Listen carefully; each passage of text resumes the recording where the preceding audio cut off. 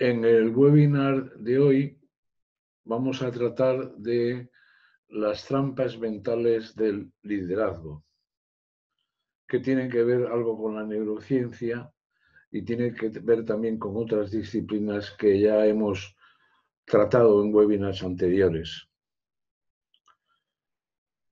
Los humanos estamos diseñados brillantemente para una versión del mundo mucho más predecible y mucho menos conectada.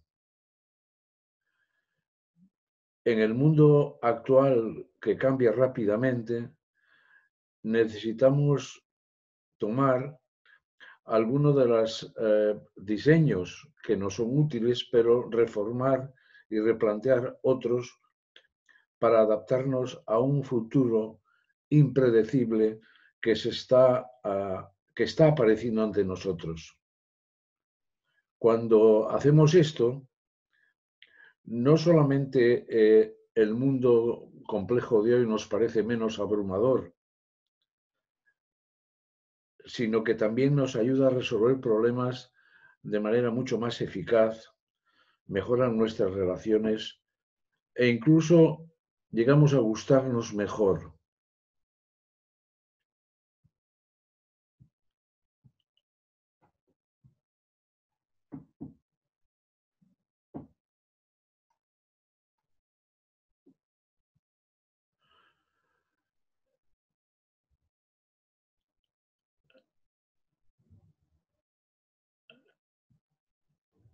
En la transparencia siguiente presento algunos de los cambios que necesitamos hacer. No son exhaustivos, pero son los que me parecen más importantes. De todas maneras, me he referido en la transparencia anterior a la complejidad del mundo actual. Y el mundo es más complejo porque hay muchas más interrelaciones. El mundo es más complejo porque no sabemos si las profesiones de hoy van a ser las profesiones del futuro y si nos quedaremos fuera de ese cambio tan necesario. Y luego nuestros reflejos nos llevan a veces por caminos que no nos convienen para adaptarnos a este mundo, como he dicho, tan complejo. Tenemos atajos cognitivos y emocionales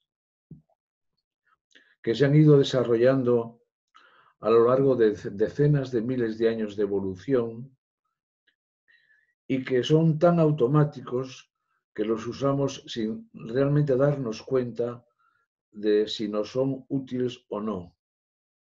Son los que llamamos sesgos cognitivos, que es parte de nuestra neurología y a los que trataremos en otro seminario.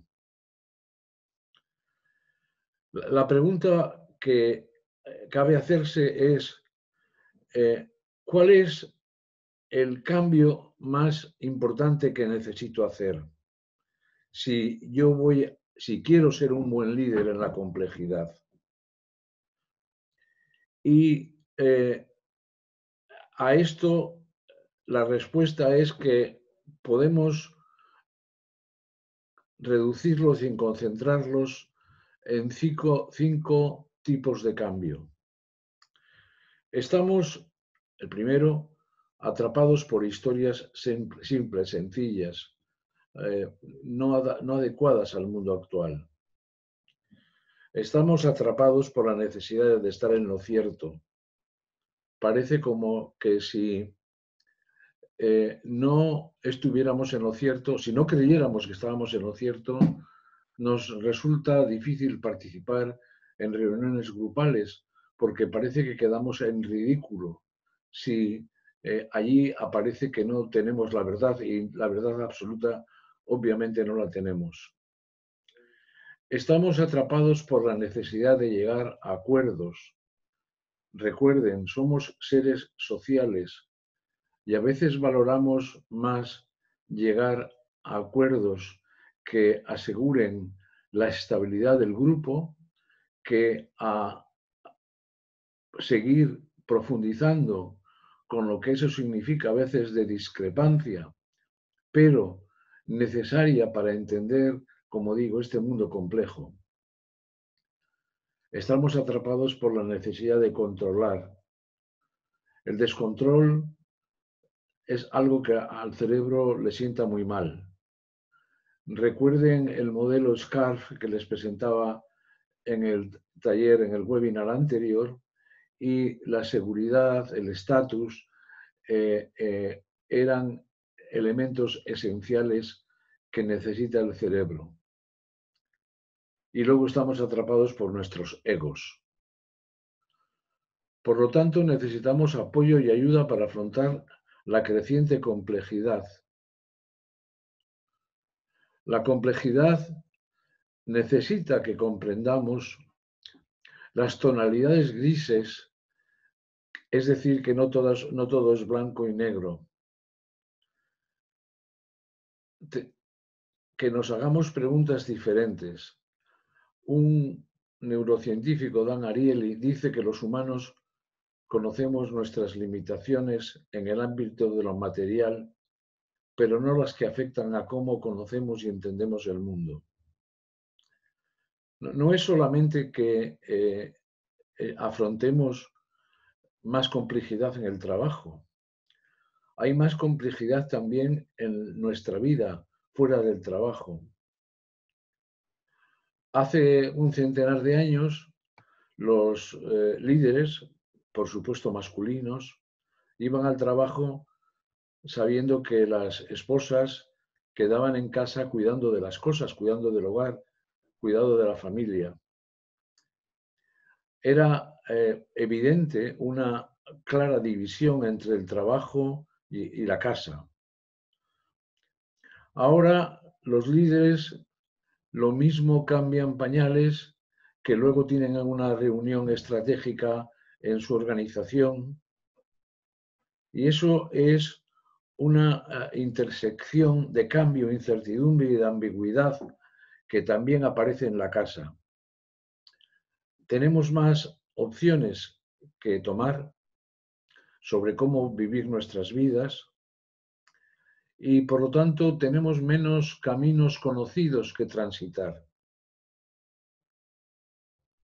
Esto significa que necesitamos apoyo, como acabo de decir. Y la mala noticia es que estas trampas mentales también nos cogen, también nos atrapan en casa. Y la buena noticia es que las ideas de cómo escapar de ellas sirven tanto para la casa como para el trabajo. Y lo mismo si está usted dirigiendo una familia o un coro.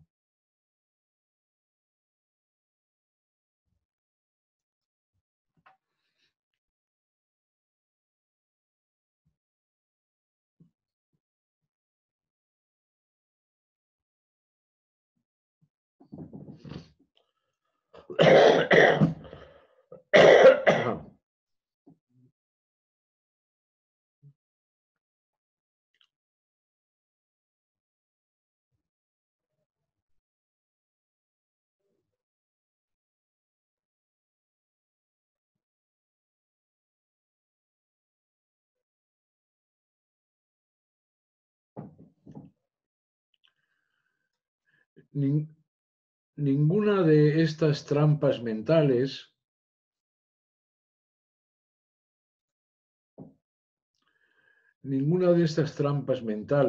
digo, nos cogen de sorpresa, porque de hecho han sido adaptativas para que nosotros pudiéramos vivir en este planeta. Esa es la razón por la que existen en primer lugar.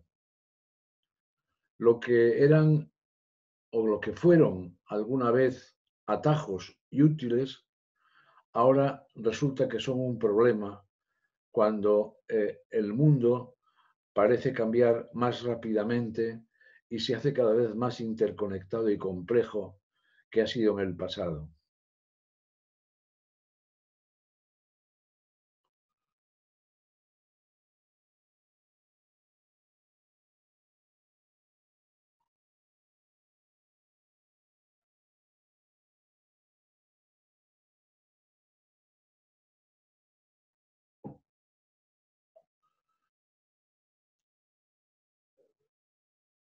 Estamos atrapados en primer lugar por las historias sencillas, sin complejidad, pero esto nos está cegando a lo real.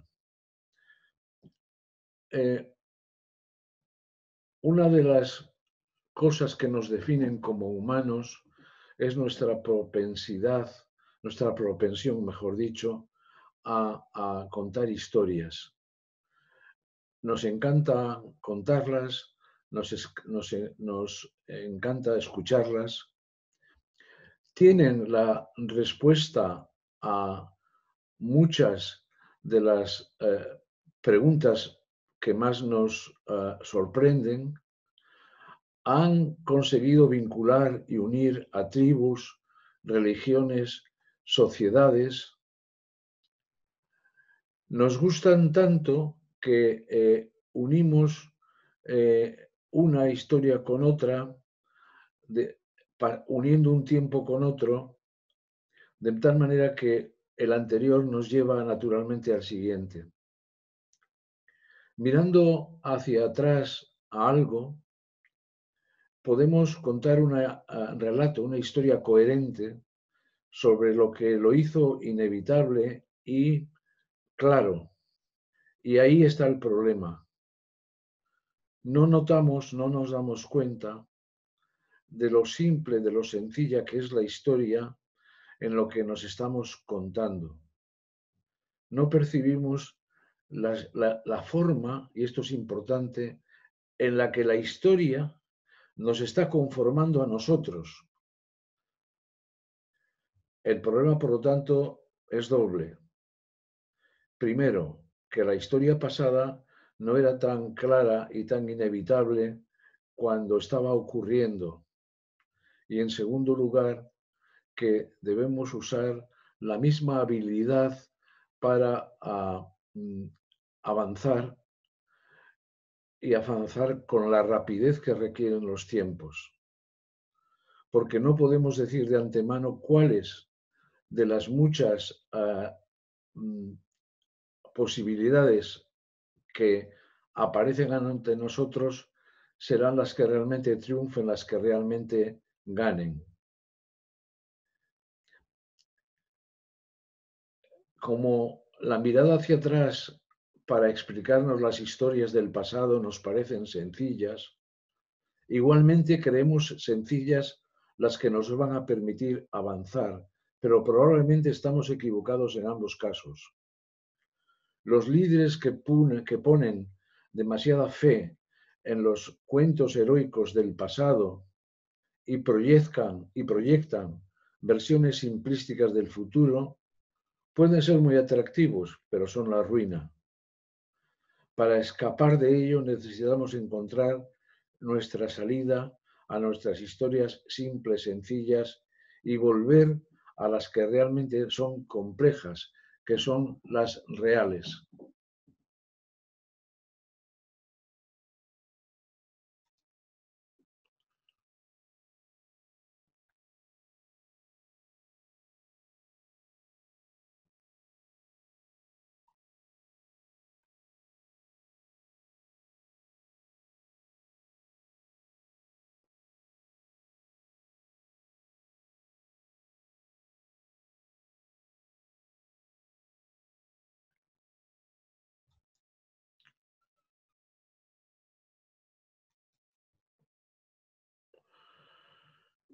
En esta transparencia resumo lo que acabo de decirles con respecto a la seducción que tienen y el peligro que comportan las historias sencillas. En el pasado, las historias nos proporcionaban confort y solaz, tranquilidad. Nos han liberado de la ansiedad y de las preguntas existenciales. Deseamos que la historia tenga un comienzo y un final, una causa y un efecto, una especie de pensamiento lineal. Pero claro, cuando intentamos proyectar el pasado al futuro y creer que las mismas causas producirán los mismos efectos, estamos profundamente equivocados. Creamos caracteres y personajes simples y seleccionamos los datos que justifican nuestras creencias. Este es el efecto que se llama el efecto halo. ¿En qué consiste el efecto halo? Cuando decimos que una empresa tiene mucho éxito en el mercado porque tiene muy buenas relaciones con sus clientes y porque tiene un plan estratégico claro y porque sus líderes son cercanos, transformadores, eficaces y estratégicos, a lo mejor teníamos que decirlo, ese sería el efecto halo, tendríamos que decirlo al revés, porque esta empresa tiene líderes estratégicos y visionarios, porque esta es una empresa que trata bien a su personal, porque esta es una empresa que tiene un plan estratégico muy claro, por eso tiene éxito. Porque cuando hacemos una hipótesis sobre algo o sobre alguien, seleccionamos los datos que avalan esta hipótesis. Y esto lo llamamos el sesgo de confirmación. Cuando estamos ante una nueva relación, ante una nueva persona, ante una nueva situación, quizá queramos utilizar un atajo para entender, para comprender, para saber más de esa persona. Y a lo mejor nos fijamos en algunos rasgos, en algunas características de esta persona, pero es en las que nos queremos fijar y de una manera inconsciente no nos fijamos en otras que seguramente nos darían una imagen completamente diferente de esa misma persona. Esto es lo que se llama el sesgo de confirmación. En la transparencia anterior ya he citado estas historias simples, sencillas, planas, que no tienen pliegues, que no tienen recovecos. Y la mala noticia es que no podemos dejar de experimentar esta pulsión biológica hacia las historias sencillas, porque vienen de nuestro pasado. Son trampas mentales que nos ayudaron o nos ayudan a vivir, porque eran muy eficaces en mundos sencillos con menores posibilidades de interconexiones. Perdonen que insista en la palabra interconexión, pero es que la interconexión es la característica fundamental de nuestra vida actual.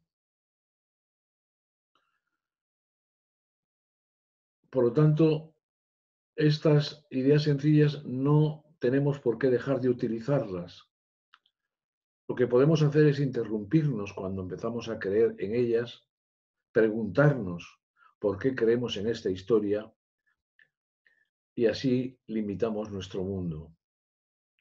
Por ejemplo, hablando de líderes, muchas veces pensamos que esta persona, este líder, es un héroe. Sugerimos que identifique a la persona, al rol que tiene, y se pregunte qué cree que su colega le está socavando y haciéndole aparecer como el villano a usted, para él ser el héroe. Intente reencuadrar las acciones de ese héroe de forma que no sea usted el villano. Esta persona cuando regresa a su casa por la noche y maquina cómo hoy le ha incomodado o dañado. Seguramente se dice a sí mismo que es por hacer el bien a la empresa. Trate de ver esta perspectiva. Quizá le vea usted como socavándole a él o está tratando de que el jefe vea bien que él trabaja y por eso pone de manifiesto que usted no trabaja tan bien.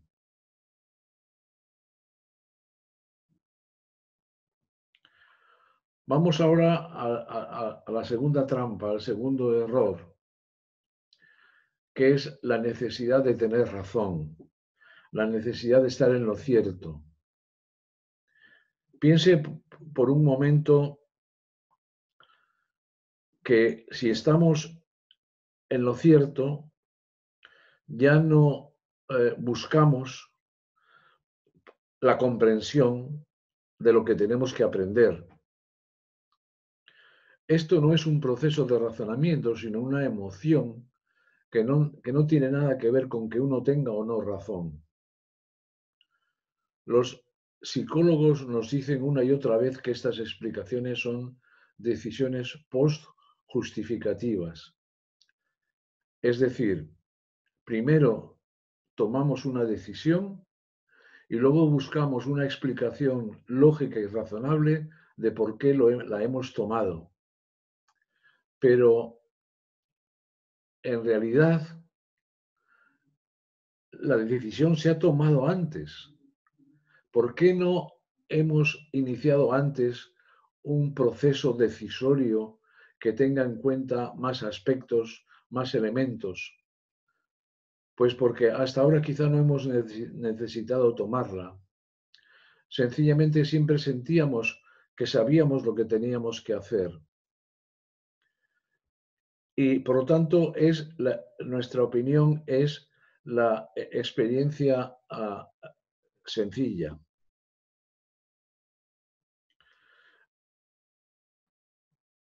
Es lo que se llama una ceguera al error.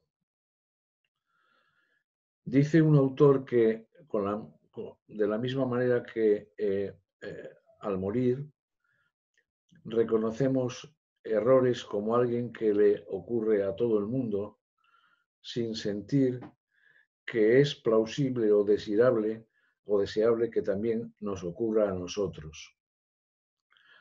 Y porque creemos en lo que vemos y no percibimos las cosas que no vemos, tenemos la sensación de tener razón en la mayoría de las cosas, la mayoría del tiempo. Seguramente a veces sentimos incertidumbre y percibimos ese sentimiento a medida con incomodidad. Y es cuando no estamos incómodos o inciertamente incómodos que tendemos a asumir que tenemos razón. Es lo que ya he citado antes como la ceguera del error.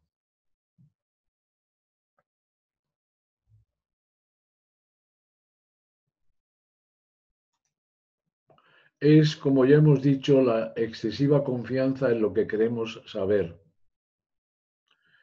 y la aparente incapacidad para reconocer toda la amplitud de nuestra ignorancia y la incertidumbre del mundo en el que vivimos. Esta tendencia ha sido adaptativa, nos ha servido para sobrevivir. Nos paralizaría descubrir que la mayor parte de las veces estamos equivocados. No creer que tenemos razón puede llevarnos a la vacilación, pero también a explorar y aprender cosas nuevas. Creer que estamos en lo cierto nos lleva a caminar confiadamente, pero a veces al borde del precipicio.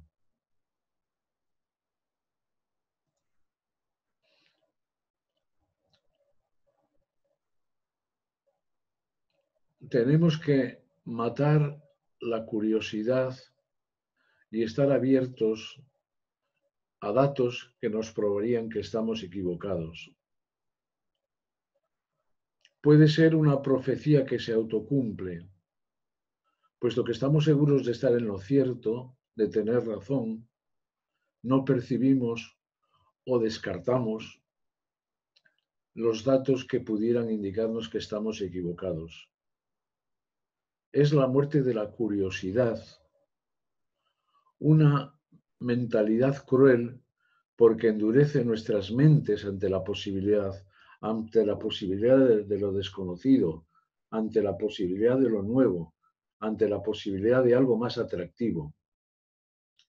Y aunque esta sensación de estar en lo cierto y que estamos en el buen camino nos puede hacer sentirnos bien, en realidad nos está cerrando el paso a alguna de nuestras mejores características humanas, como es la apertura, la curiosidad, la búsqueda de lo nuevo, que en definitiva además es lo que nos va a permitir sobrevivir de la misma manera que las historias sencillas y el estar en lo cierto permitieron sobrevivir a nuestros antepasados, pero eso fue hace muchos miles de años y ahora estamos en otra dimensión.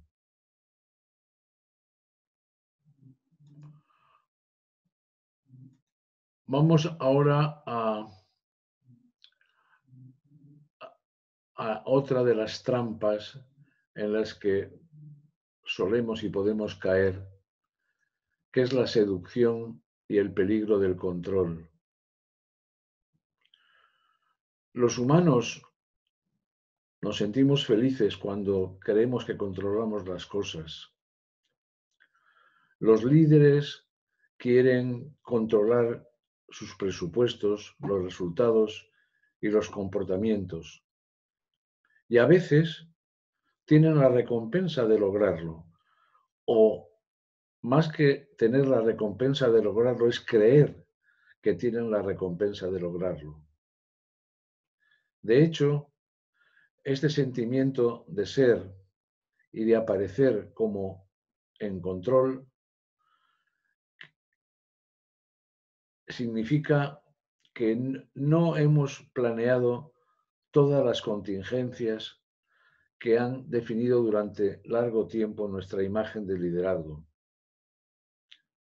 Esto significa que si no tenemos la apariencia y sentimos que estamos en control, de hecho, sentimos que no estamos liderando, que estamos ya dejando que la vida ocurra en nosotros. En tiempos complejos, sin embargo, no podemos controlar lo que va a ocurrir a continuación. Y es que nuestra vida actual tiene muchas partes interrelacionadas. Y por ese don que tenemos, nuestra capacidad de estar de acuerdo y crear resultados comunes, ha facilitado mucho de lo que es grande en nosotros. Sin embargo, mientras tanto, el conflicto con frecuencia ha tenido consecuencias disruptivas y dañinas. El desacuerdo que lleva a la polarización nos ha llevado a conflictos de nosotros frente a ellos. En tiempos como los actuales, inciertos y que cambian rápidamente, demasiado acuerdo, como mucha polarización, es un problema. Demasiado acuerdo, aunque es agradable, nos hace seguir un sendero estrecho en lugar de expandir nuestro espacio de soluciones. Hace más difícil crear y perseguir el amplio abanico de opciones que nos van a preparar para lo que demande, para lo que exija el futuro incierto. Son muchos los ejecutivos que dicen que quieren dejar de controlarlo todo, pero seguramente quieren decir dejar de controlar lo que no les interesa demasiado y seguir controlando lo que les parece importante. El control es otra trampa mental porque nos lleva en la dirección opuesta a cómo necesitamos operar en la complejidad. Solo podemos controlar lo que es predecible, pero la mayoría de los acontecimientos, de las vivencias, son impredecibles. Creemos que controlar es crítico para nuestro éxito y felicidad. Lo que ocurre es que cuando no podemos controlar lo importante, lo hacemos con lo que es menos importante. Y las claves para liberarnos de nuestra necesidad de controlar es que en lugar de intentarlo, tratemos de influir. Por lo tanto, la pregunta esencial es, ¿qué puedo ayudar a facilitar más que qué puedo controlar? ¿Qué puede facilitarme a mí? Y experimentar las fronteras. ¿Qué son las fronteras? Experimentar aquellos áreas del entorno, de nuestra vida, de nuestra empresa, que no están en el núcleo, en el centro de lo que es la empresa actual. Pero la empresa actual tiene fronteras con otras empresas, tiene fronteras con el entorno y a veces nos quedamos en el centro como si dijéramos en la oficina central y no intentamos ni siquiera descubrir qué está ocurriendo en las fronteras. Por ejemplo, seguramente un empleado de una oficina bancaria tiene una información nueva, reciente, de clientes que piden cosas diferentes. Y esa información a veces se queda ahí y no llega a la oficina central, no llega al departamento de planificación, al departamento de marketing. Nos estamos perdiendo una cantidad de información valiosa para el futuro precisamente porque no estamos visitando o que nos cuenten lo que está pasando en las fronteras. Creemos que lo sabemos todo y no preguntamos a nuestros subordinados qué están viviendo en la realidad de su trabajo todos los días, qué tipos de clientes nuevos están descubriendo, qué necesidades nuevas están apareciendo. En realidad, si nos importan los asuntos importantes, grandes, complejos, interrelacionados, el liderazgo requiere un movimiento contraintuitivo, es decir, que va contra el sentido común aceptado de dejar el control, de no querer controlar para focalizarnos en crear las condiciones en las que puedan ocurrir cosas nuevas y buenas, a menudo con resultados mucho mejores de los que inicialmente habíamos imaginado. Y viene la siguiente trampa, la trampa del ego. Encadenado a lo que usted es ahora, no podrá avanzar hacia lo que quiere ser en el futuro.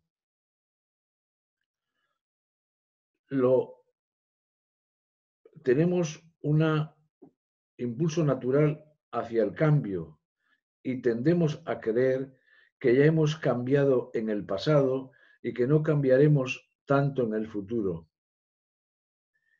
Y esto nos lleva a una respuesta reactiva y muy dominante a proteger la persona que creemos que somos en nuestros ojos y a los ojos de los otros. Esto explica la tendencia natural de las personas a preservar nuestras reputaciones, poniendo por delante o presentando lo mejor de nosotros mismos y ocultando a otros nuestras inadecuaciones, nuestras vulnerabilidades.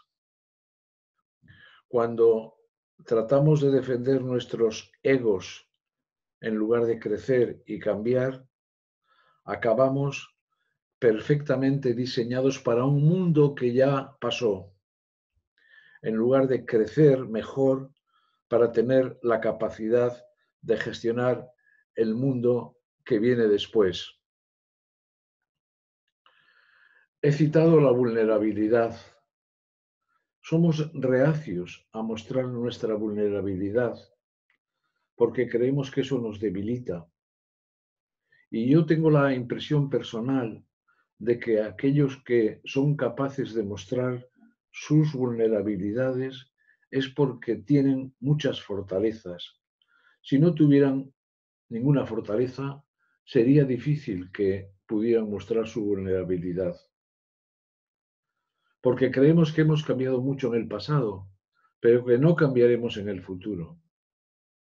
Y entonces estamos creando una división profunda entre nuestro yo presente, nuestro yo fijo y nuestro pasado, nuestro yo evolutivo. Ya les he dicho que es importante darse cuenta de que estamos cableados erróneamente. Cableados quiere decir conectados en el cerebro unas neuronas con otras, para creer que los grandes cambios ya los hemos vivido. Algo así como que ya hemos llegado al final de nuestra historia. Y entonces protegemos y defendemos nuestra identidad, la que tenemos, en lugar de abrirnos a posibilidades nuevas, a la exploración.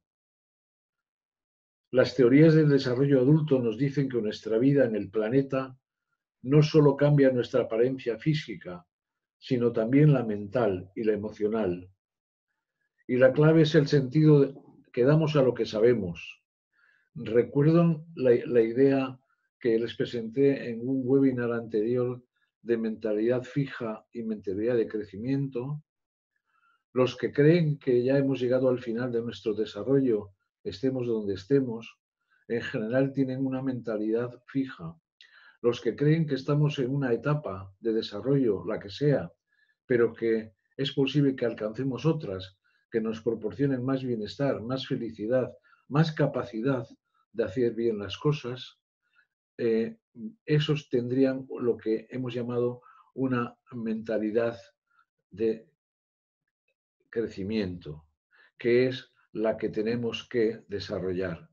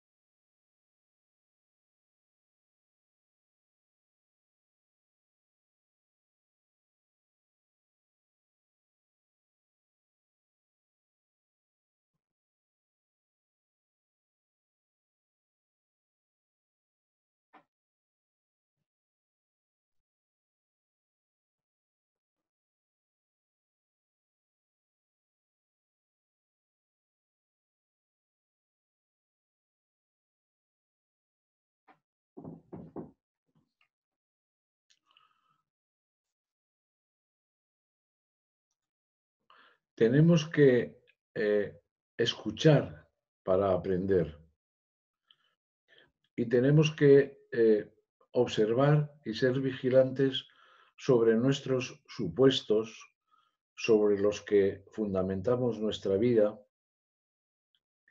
y creer que las otras personas, la otra persona con la que nos estamos relacionando, puede tener algo que decir que no comprendemos y por lo tanto no podemos ayudar o hacer que el problema desaparezca.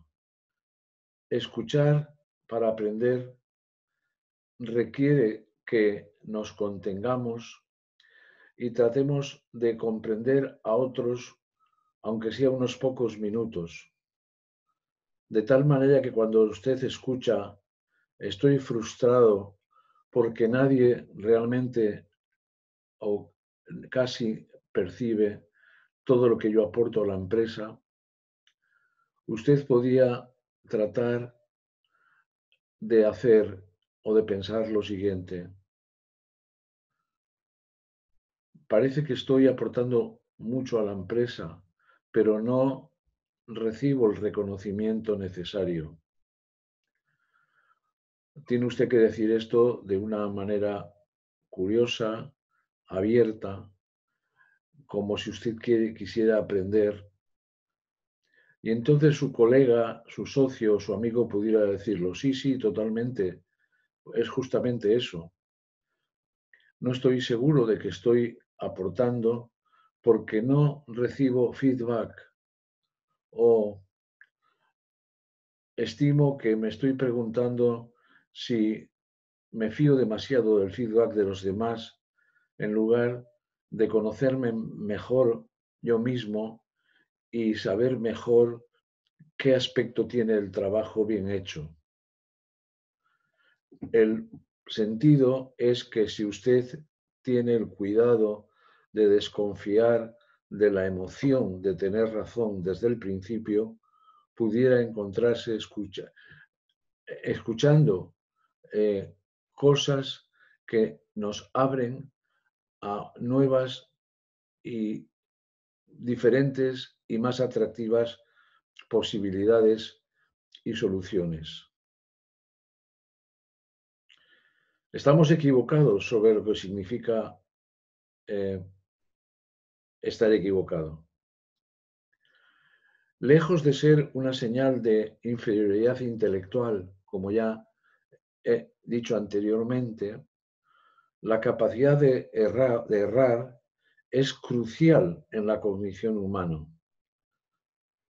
Lejos de ser una falla moral, es inextricable, es inseparable para algunos de nosotros de nuestras cualidades más humanas y honorables: empatía, optimismo, imaginación, convicción y coraje.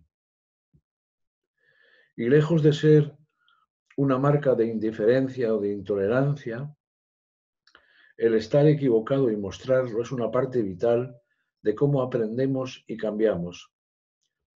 Gracias al error podemos revisar nuestra comprensión de nosotros y mejorar y enmendar nuestras ideas sobre el mundo. Por lo tanto, cuando nos escapamos de la trampa mental de estar en lo cierto, como la trampa mental del ego, pudiera ser que esto nos haga mejores humanos.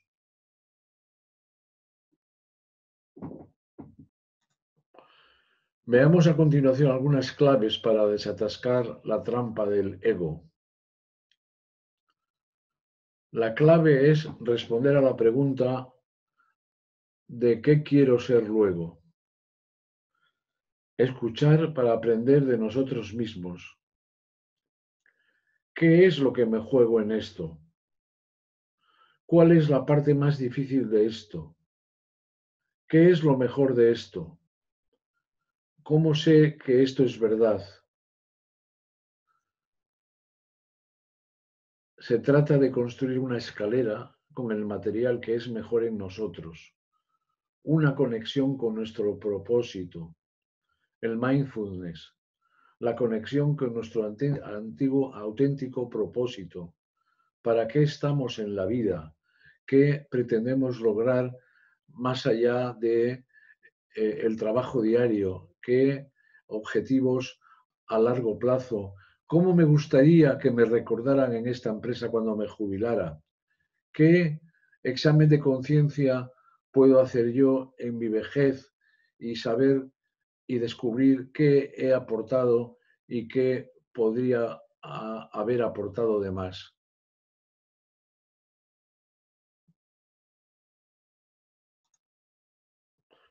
Volvamos a algunas, a insistir, a repetir algunas de las ideas ya presentadas anteriormente.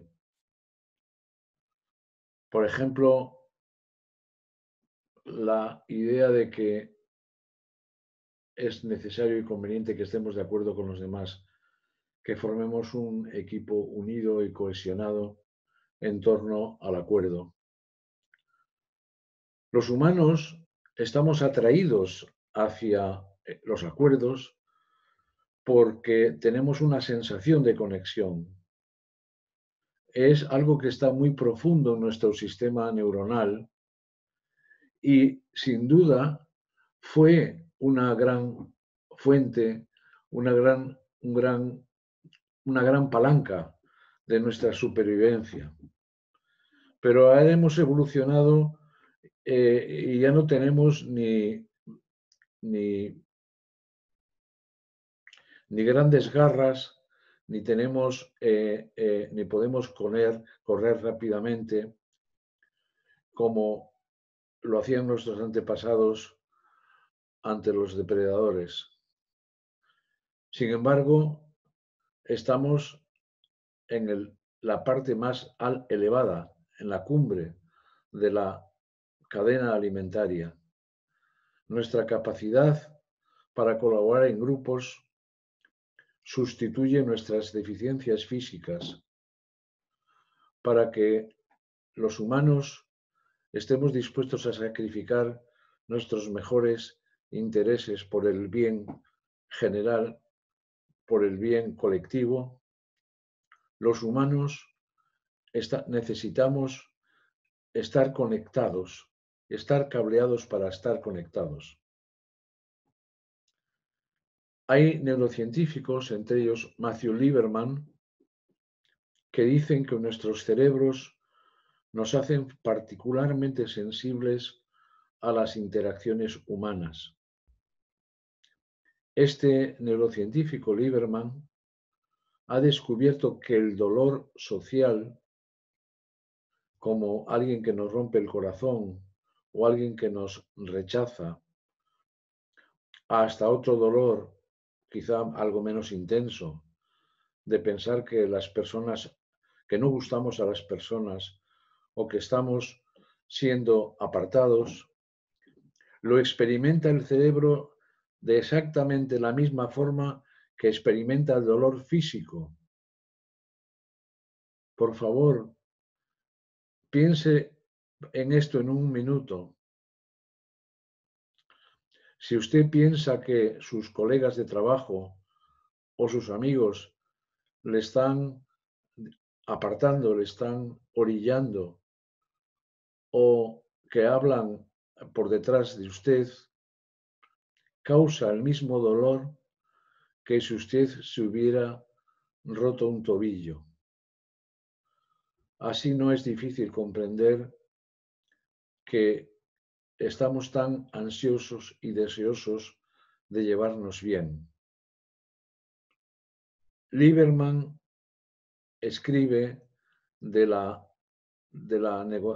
negocio, la negociación evolutiva, que nos permite a los cerebros tener cerebros tan grandes y la capacidad de comunicar y de trabajar juntos en grupos grandes, pero que esto requiere un precio, que es la posibilidad de dolor real, cada vez que conectamos con otro ser humano que tiene el poder de orillarnos o de no querernos o de no amarnos.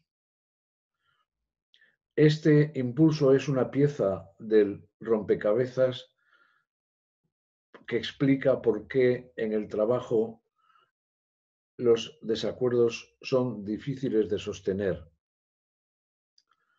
Podemos ver cómo nuestra aversión, nuestro rechazo al dolor social, porque incluso cuando no lo percibimos conscientemente, lo rechazamos inconscientemente, nos podría llevar a una especie de acuerdo falso porque tememos ser rechazados de alguna manera.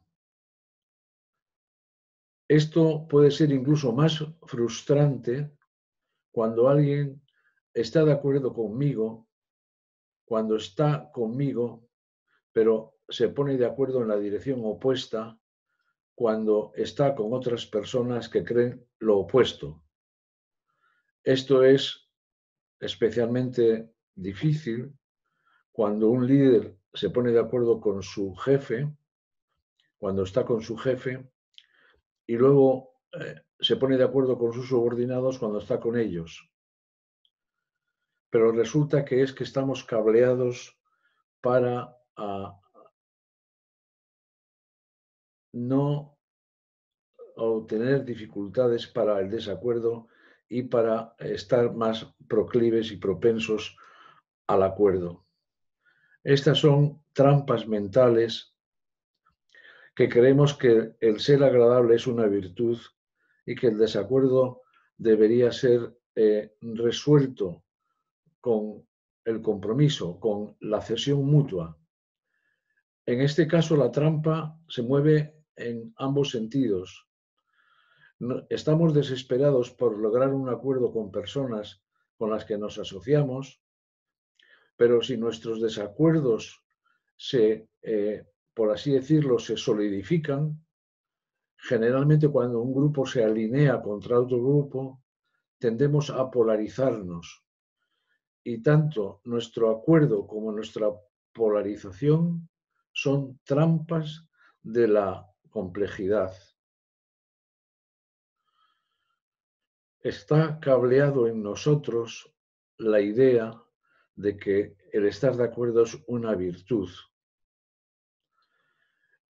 Cuando una pareja se conoce al principio, automáticamente van hablando de diversas partes de sus vidas y encuentran áreas de acuerdo.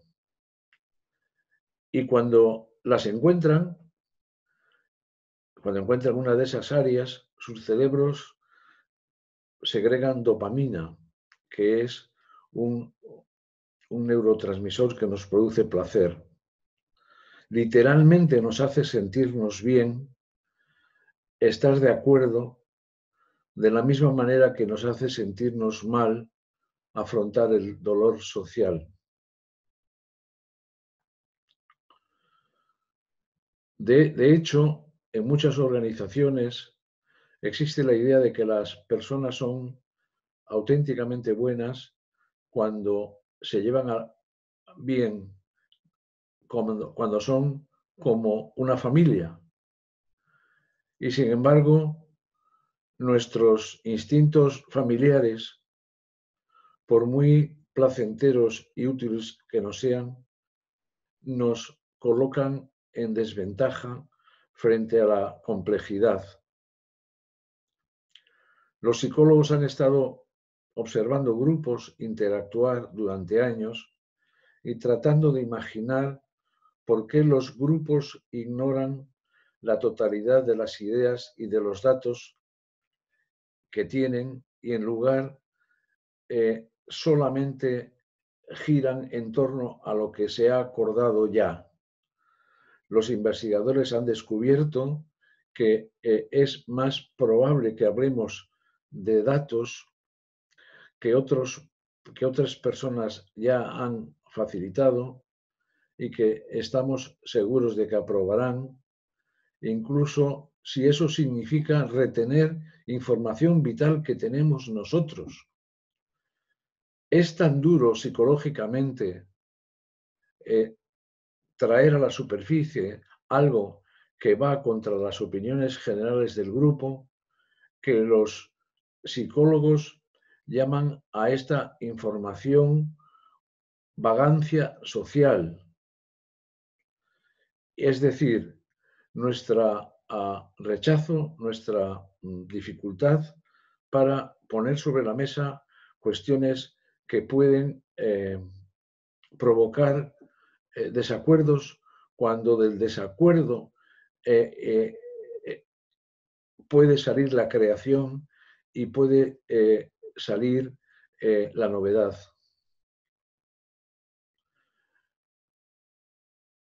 Esto significa que si retenemos datos contradictorios tan necesarios para encontrar buenas soluciones, vamos a fracasar en la complejidad. Enterramos el desacuerdo, y en organizaciones donde la gente o a las que la gente quiere pertenecer, el temor de no pertenecer se amplifica. Aquí la gente susurra. La gente que está aquí alrededor mío está tratando seriamente de ser amable entre sí y no están dispuestos a ser honestos sobre ninguna otra cosa.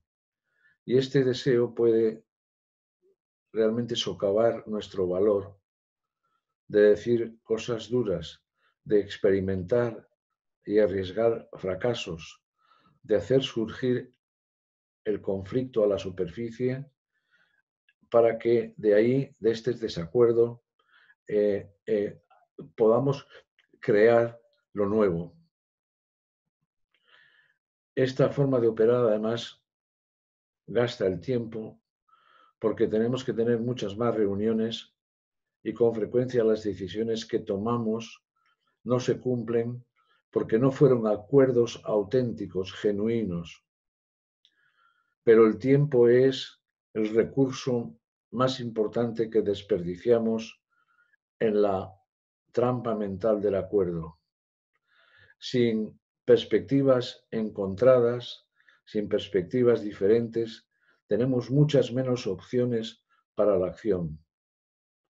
De hecho, lo que intentamos es fusionar nuestras perspectivas en una cesión mutua, porque creemos, como ya he dicho, que nuestros desacuerdos deberían ser resueltos con la cesión. Se nos dice cuando somos pequeños que cuando estamos en desacuerdo deberíamos ceder. Tú das un poco, yo doy un poco y eventualmente nos reunimos en el medio. Y vemos esto en el trabajo y en casa. No parece serio ni justo que una u otra parte tengan la razón, que ganen. Por lo tanto, nos atrae la idea de que cada uno pierda un poco, de tal manera que podamos unirnos en una solución legítima. Y esto está perjudicando nuestro funcionamiento en un mundo complejo y son las trampas que he querido presentarles en webinar, que espero haya sido de su agrado.